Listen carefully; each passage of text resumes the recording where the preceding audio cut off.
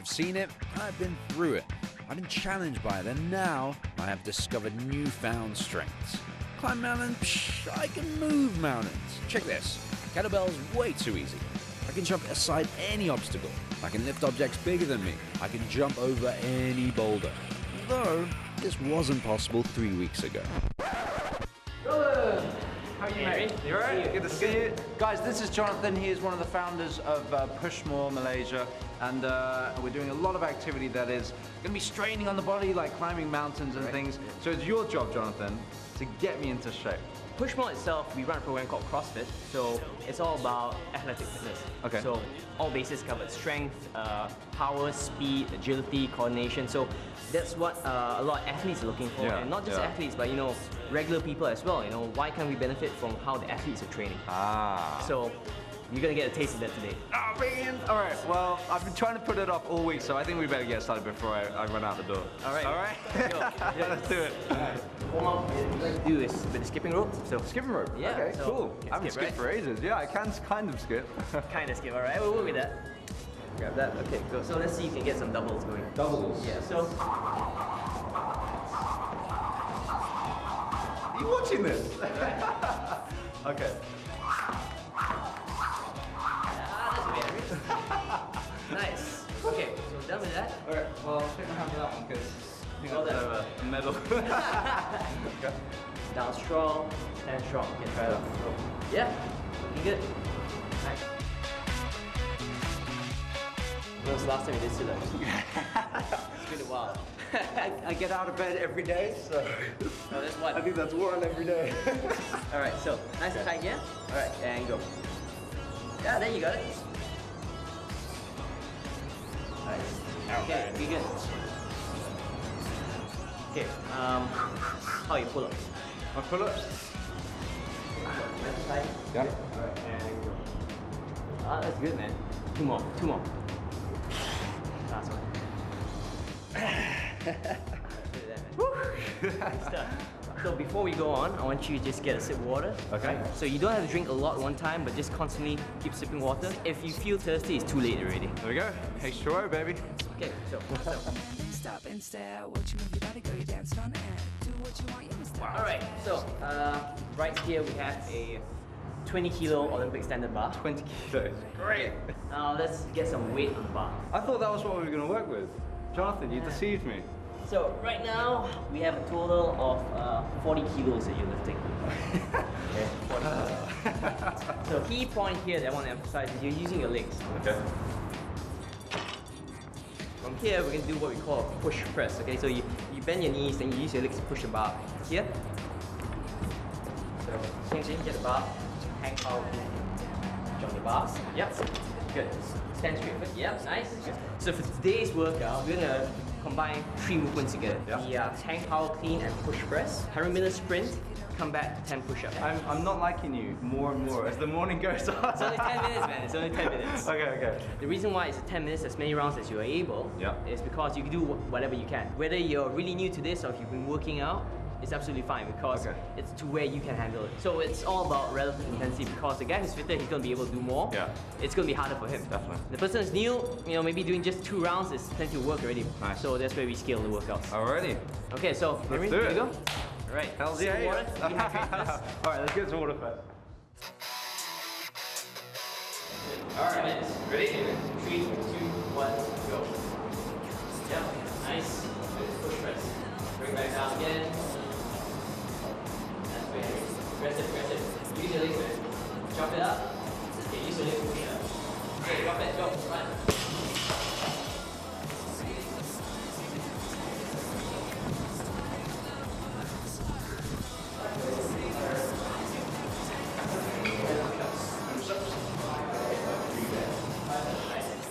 Common mistake while working out is that people tend to do multiple sets of the same exercise repetitively. But the more effective way would be to have a circuit of multiple exercises, so that even though you don't rest between each exercise, you're resting different muscle groups. This provides a good cardio workout while building up strength. But don't stick to the same routine. Your body only changes when you force it to, and it very quickly adapts to new stimuli. So when that happens, it's time to up your game. When you're working with weights, it really becomes a case of no pain, no gain. However, it can provide better results in a shorter amount of time. So hopefully, I'll see those results when I'm climbing Mount Tonton. Now, I've been told that difficult exercises are good for me, so I should resist the temptation to avoid them. Those little tears are forming in my muscle tissue now. I feel like tearing off someone's head. My producer, to be exact, for forcing me to do this. And then, Jonathan, it's yours. Yes, you're next. That's tight.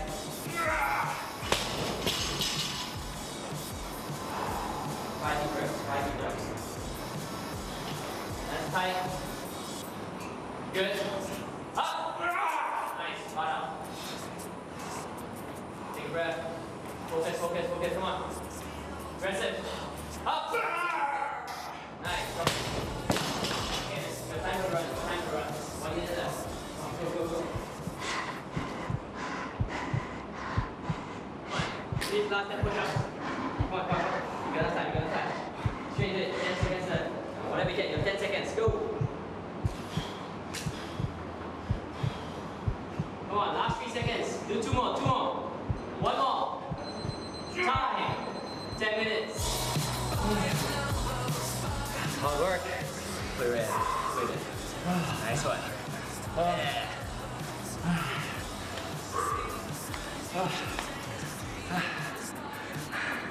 This is gonna be the death of me.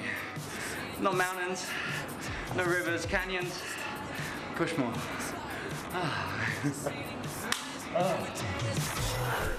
Coming up next, the hike up one of the hardest mountains begins.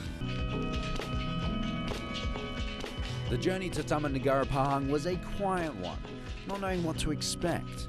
Everyone had a certain amount of fear, which is nothing to be ashamed of, really. It's only when we're put in the toughest of challenges that we get to discover the best or worst of ourselves.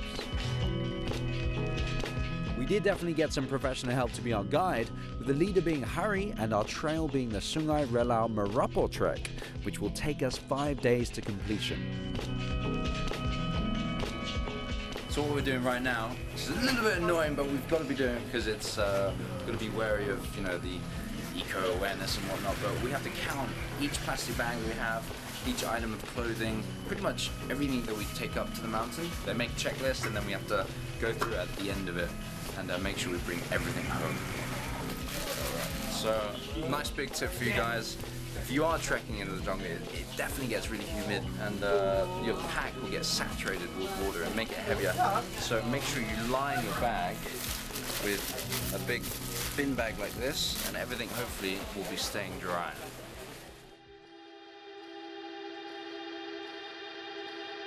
This ride that we're taking to the starting point wasn't always a dirt road. It used to be a 14-kilometer jungly path.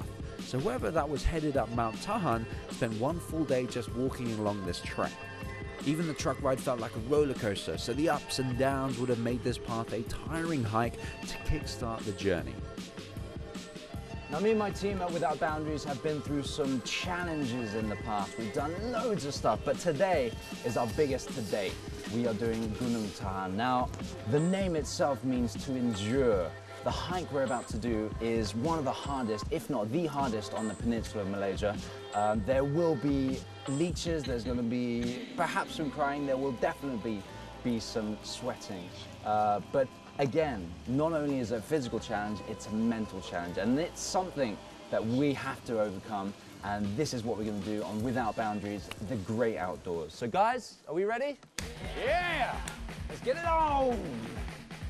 It's good to see that everyone had so much enthusiasm and joy at this point, because later on, even a smile was too much work for the muscles. So we've just started our trek now. All of the jungle that we see now is primary jungle, which means it's all big trees, really easy to trek through. But once we get higher, it all turns into a bit of secondary. It's all low-lying shrubs, and we're gonna have to be doing a lot of crawling, and someone's gonna have to get their parang out. This trail was first opened to the public in August 1993. And by now, it was only too often that we had to step over logs, bend under fallen trees, make our way around vines. It was no walk in the park, I tell you. Here we have our first river crossing. Should be a little test.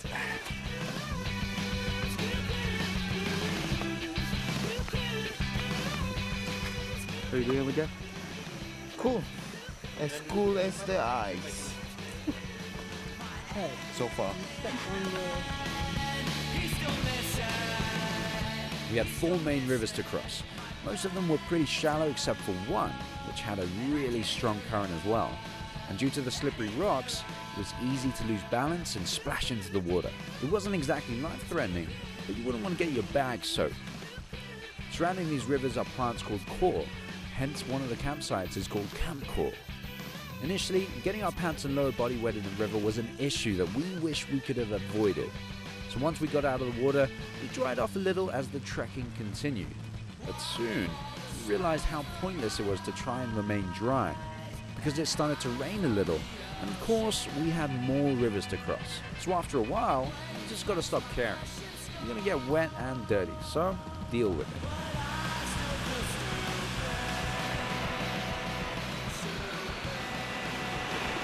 Now that is the last river that we're going to be crossing, and that's the most dangerous. It can get really overflooded.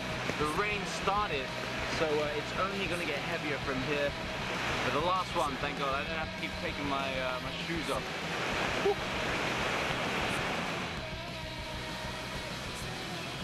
We're having a little break right now. It's about another 6 kilometers until we reach Lata Lewis, which is going to be our first camp. If, well, we actually head over there, we decide what time we get there. If it's too late, we'll camp there. If not, we'll move on, which is another hour and a half to the next campsite. And that way we cover more sort of track by, as much daylight as we can use. When you stop to rest, that's when the sweat starts showering down. So here's a tip. Find yourself some headgear to keep out all that salty water from your eyes. So we've had our little rest, about 10 minutes, just beyond the little river there. Now we've got to go to Lata Lewis, which is about 6 kilometers away. It's going to take around probably an hour and a half at our speed, if not longer. Hopefully it looks beautiful out there. The rain has stopped, so a little bit drier, no more rivers, so a little bit more comfortable. We had our lunch, we had our break. Time to work that lunch. Go, go. Back to work, guys. Come on. Yeah.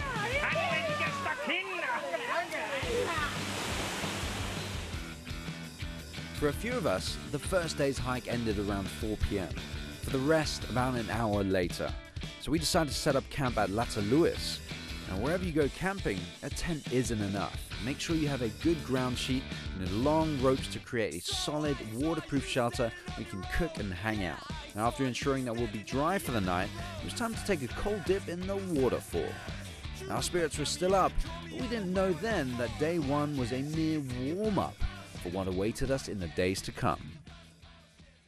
So today was our first attack on Gunung Tahan, and I've got to say, I actually really enjoyed it. Apart from all the sweating, the back-breaking, sort of carrying the bags and things, it was an amazing experience. But I have to say, I've got to say this, our porters are amazing. They were pretty much carrying double the weight that I was carrying, and they still beat me to the base of the camp.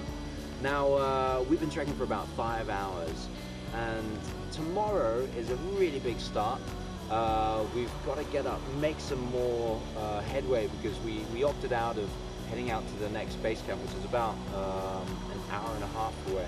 So we've got to make up the time tomorrow, but I'm really looking forward to it. We may be soggy, all my clothes might be a little bit wet now, but that's life, that's hiking for you, that's going through the jungles, and I've been enjoying it thoroughly, and I'm sure you guys would too. So hopefully I'll get some good sleep, and I'll be rested for tomorrow. Next up, the trail and the weather gets even more nightmarish. You really got to watch your foot. 7 o'clock in the morning, it's our early start. Sleeping was a little bit difficult. The floor's pretty uncomfortable, but I managed to get some sleep. My eyes weren't actually open properly. So what we have to do, we have to pack up, we have to have breakfast, we have to set out. And we've got about 8 hours of hiking to do today, I think. So...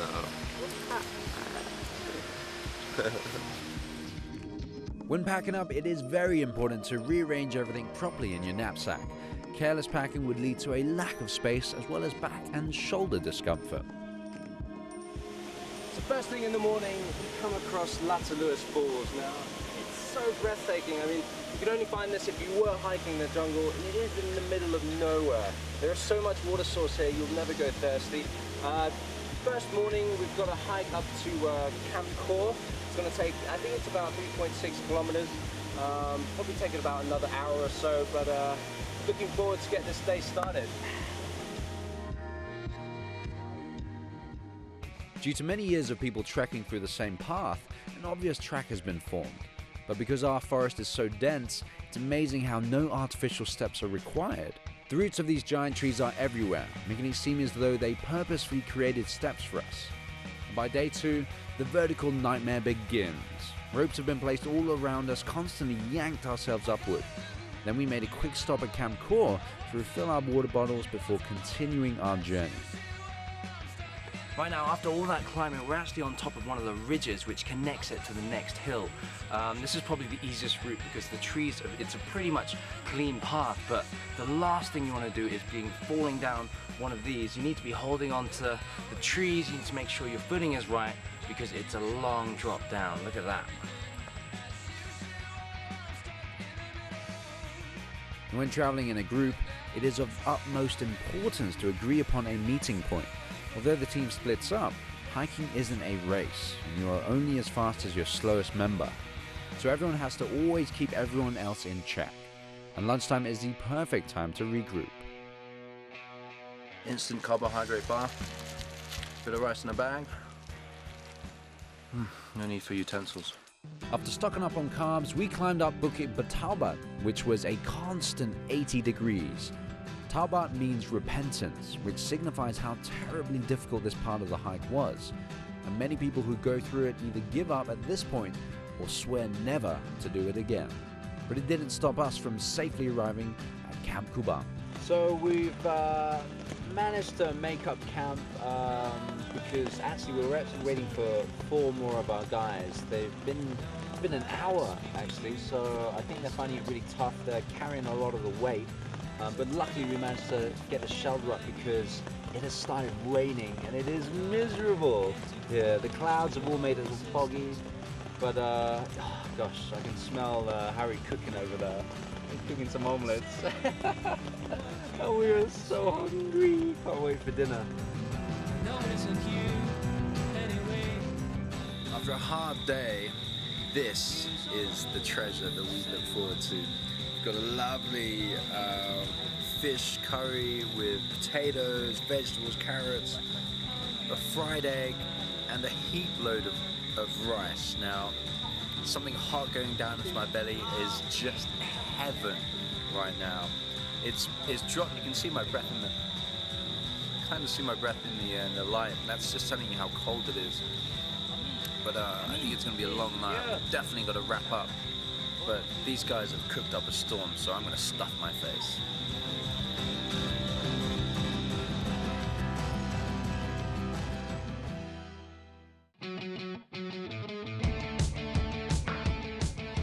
So we're going to start our trek now. We've got 1.5 kilometers to Blumut, and then to Bonsai it's another 5.5 kilometers. That's a hard one. From Bonsai to Botat, that's only another 3.5, so it's a tough day of hiking. But I'm powered up for it. The clouds have started to settle, so it's really mystical, and yeah, forget about that. We're climbing, we're gonna get muddy, so I'm gonna enjoy doing that. As time passed, the minor things that worried us in the beginning were of no importance any longer. Mud, leeches, hooing behind a tree, whatever, who cares? The weather simply grew colder as our trekking reached the level of the clouds. Our visibility lessened as all we could see was fog. So in times like these, look out for markings left on the trees or fresh footprints just to ensure you're on the right path. Now these are the sort of mud pools you need to be wary of because I've been told you can go down as far as your knee. So you want to find a route around them if possible. You definitely don't want to get your shoes wet. So that's what I'm going to do right now. Find the safest route.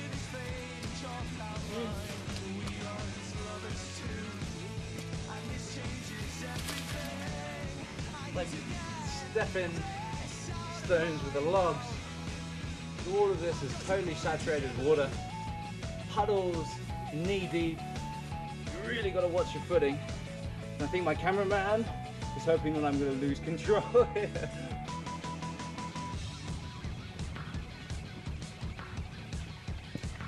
Alright. The professionals trotted like acrobats on a rope. And then there's my crew. I'm done trying to be clean. Don't fall. Whoa! Stuck in the shoe. The trek was starting to feel like a never-ending nightmare. With the exception of Hari and his men, the rest of us were cursing under our breaths and constantly fantasizing about comforts of a hot bath and a soft bed. And the situation never got easier. The rain got heavier, the mud grew deeper, and our bodies grew weaker. And at this point, will we even make it to the top? Next week on With Our Boundaries, the challenge to conquer Mount Tahan continues, and then we head over to Tonton for its 6th mile tunnel,